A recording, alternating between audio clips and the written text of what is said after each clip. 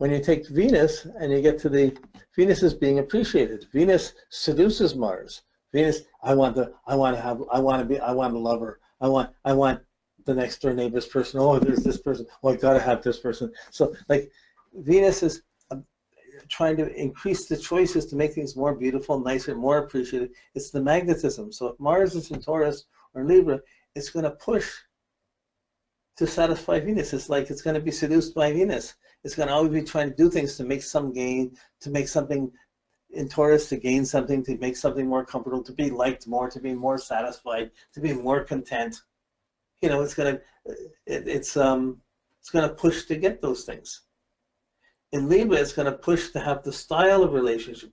Push, it's going to be cardinal, it's going to be air, but it's going to be pushing to get what one wants, but it's pushing, I like you, so I'll do this for you. I love you, I want to be with you, you're gorgeous. I'm supposed to do things, I'm going to do everything to try and be with you. So it's, the actions are going to be based on, Venus is going to have what you choose and what you want is going to have a very strong effect on your Mars. And making quality, having the quality more than the quantity, is some of the choices one has to make. But the style of action, it's going to be about clothes, about being nice, about looking good, about feeling good in Taurus. It's going to be about sharing and about teamwork and making things nice and smooth and not a hassle. Like if Taurus doesn't get what they want, Mars and Taurus, it can be blatantly angry. Mars and Libra can get impulsive, it can get angry or irritated. But normally, it's going to be trying to make it smooth and pleasant and doing things nicely so you can't resist them. So you're going to try and act with charm. These two signs, why work for something if you can charm for it? So they have an artistic or charming quality added onto their initiatives.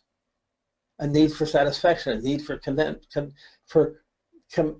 need for some reward. If I'm going to do this, I want to have a reward. I did this for you. Don't you like me? It means we're meant to be together more. So Mars and Libra will get in a relationship and they'll say, well, we're doing this. Okay, what are we doing tomorrow or the next day? It's going to try and get the plan or the ideas of how we're going to share and feel it and be so active in how we're sharing things.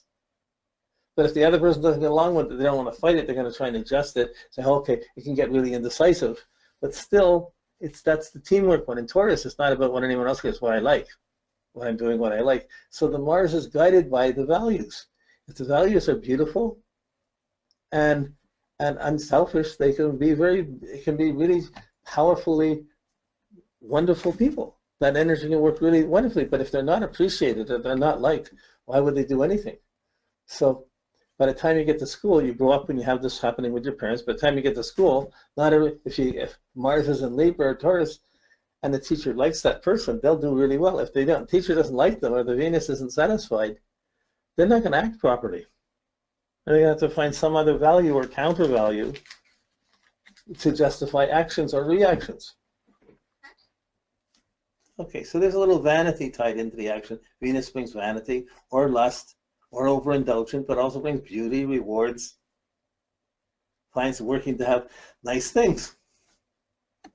When you take the Mars and you put it into its own signs of Aries and Scorpio, the place where it expresses itself most naturally, the competitiveness, the fire, the impulsiveness, the cardinal fire, masculine, daylight increasing, daylight is greater, factors of Aries is the most natural place for Mars. I could just push for anything. I'm going on, I'm doing it. It goes and it just drives. It's not patient.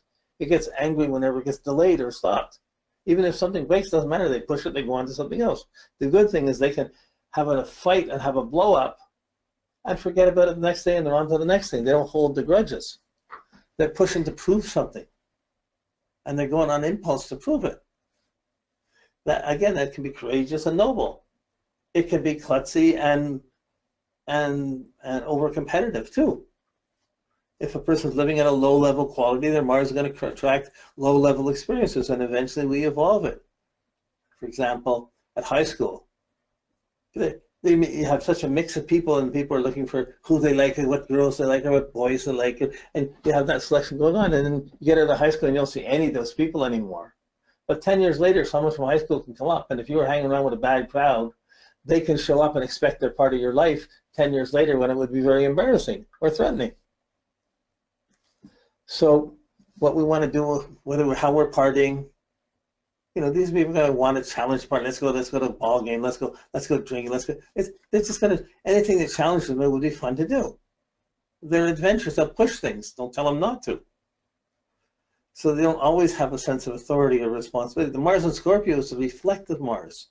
So that's the jealousy, the passion, the possessiveness, the competitiveness. I'm here, I'm with you, I've done this, where are you, you're with me, we're doing things together, what are you doing, where are we going? It can be very powerful, this teamwork, but it can be, when it gets negative, it can build on jealousy so intensely and trying to get back and trying to jealous and judging why somebody did something to me. It can fester on that until anger and jealousy. I mean, Scorpio lesson is how to get rid of negativity, because that negativity can kill you. So the negative Mars in Scorpio is the most obsessive and judgmental Mars.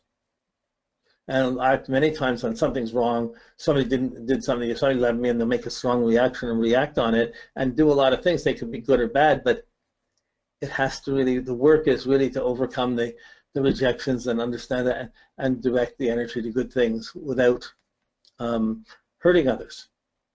Not always easy, or without not expect. For me, it's I always do things I expect too much of others, and I have to learn. And I've always done that. And then when people let me down, I'm mad. How could they do it? And then I realize the solution is not in the reaction; it's in not setting up the expectation. So, like, we all learn. These are all processes of learning, and we see the Mars in different ways at different times, and we're growing and stretching these all the time. But these are the Mars to Mars, just about who's doing what, who's on top, who's not. What do I have to do to prove something to you? That's a Mars in Scorpio. Mars in Aries, I just did it, I did it. Like, Mars in Aries is great at the beginnings, lousy at finishings. So the Mars in Aries is classically known to have the adrenaline to be pumped and to make love to someone, but then they can fall asleep and not to worry about taking care of the other person. Mars in Scorpio, if it doesn't work, they're brooding on it and being upset by it for days. So, okay, that's, when you get to Sag, Mars goes into Sag or Pisces, it's ruled by Jupiter, which expands and exaggerates the way it exaggerates Mars. It should be the proper spiritual guidance of Mars. It should be able to be, when Mars is there, it has to listen to its conscience. It has to listen, it acts according to principles and acts according to morals. Then it's really good action. But the minute they do something wrong, like drinking or partying or cheating or hanging around with more aggressive people, not doing what's right, they get in a lot of trouble. And then it takes a lot of time. Once you get a lot of people you're used to being in trouble with, it's hard to change that. Or there can be so many options of what to do. With 3 people, if you have 3 people interested, you sleep with them all to find out, or do you wait? The Mars in Pisces society is more likely to try a few different things, go places, do things. It's a more adventurous Jupiter Mars. Let's expand, let's do more, let's go more. They're always pushing to expand. They're always expanding their energy, trying to do more. They can burn out because they're expanding more. They're not necessarily recharging. They can get dissipated. But they can meet other people that aren't always good. And do you align with the other people, or do you know when to pull away from bad people just because whether they're competing with you for good things or bad things?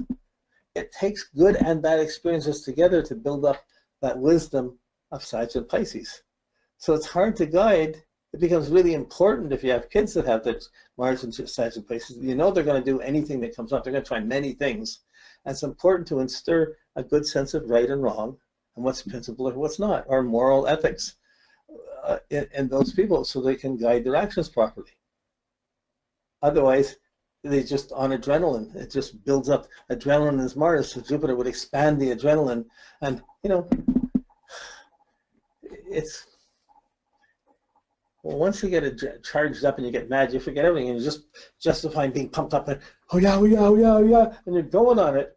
And a lot of people get hurt when that adrenaline goes. A lot of athletes will have it because they can really be agile and expand their energy. These people won't want to travel. They may not want to stay at one fixed job or one fixed relationship. And how do you justify what's the promises? What's the expectations? So Jupiter, the wise action becomes important, but before you get wise action, you have to get a few embarrassing actions first and learn, oh, that's not worth it, I better do this. You know, like, what's right, what's wrong. So in regular Western astrology, they use the outer planets for rulership, Uranus, Neptune, Pluto. But if you let Pluto rule the Mars signs, you're making it more ferocious and more fearful, and you're biasing the interpretation of Scorpio in a negative way. It's not correct. If you're using Neptune, you're saying all Pisces and Sag are drunks. It's not correct. They all run into temptations, perhaps, but it's enough to deal with the principles and the ethics and the morals of Jupiter. You don't have to bring the Neptune in to give them rulership. These are planets you can't see. The rulerships are based on the planets you can see that are setting the guiding light for us. So Jupiter is that guiding light. Are your actions guided by the light, or are you fighting against the light? And what will come out of it? And what happens after you've done something wrong? How long do you live with it? How do you change it? How do you atone for it? All of these puzzles are the Mars in Pisces and Mars in Sag ruled by Jupiter. When you move up to the Mars in the Capricorn Aquarius and the Saturn rulership, you have the repressed, the Saturn, the inhibited Mars, the disciplined Mars, the restricted Mars, the serious Mars.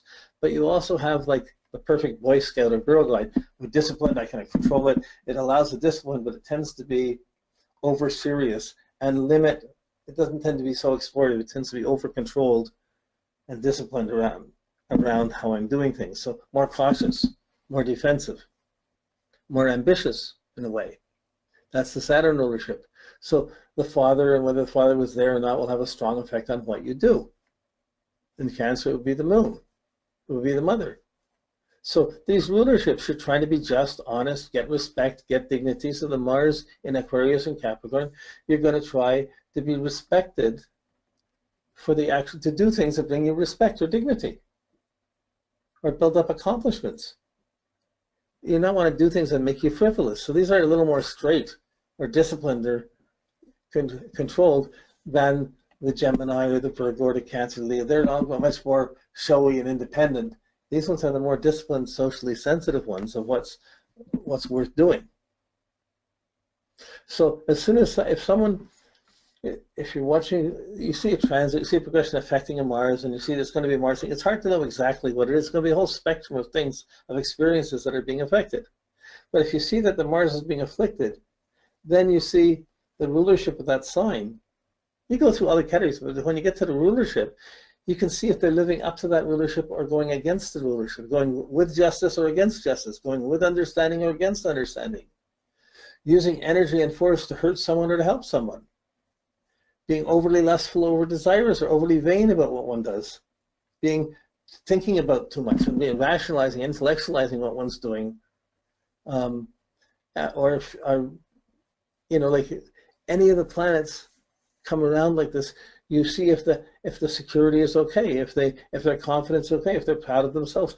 You're looking at that planetary ruler showing you if they're out of whack, if they're not using it right, they'll be going off on that direction of that rulership. And if they're using it right, then that rulership planet will guide them into how to work properly with that Mars or with their energy.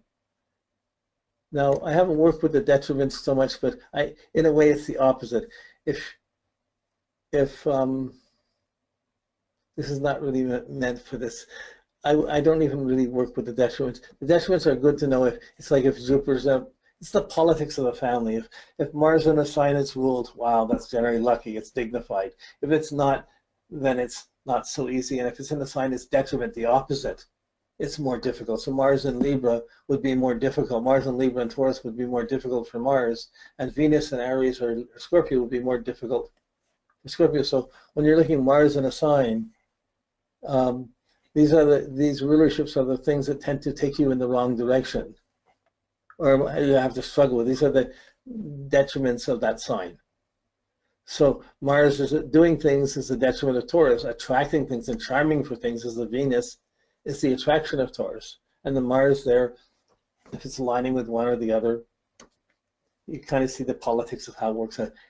We could easily spend a day on any one of these categories, but it's enough, I find it's enough. You don't have to look at where the planet is in the chart. It's enough to just see that this guiding light of this planetary rulership is supposed to tell you how to use this energy properly.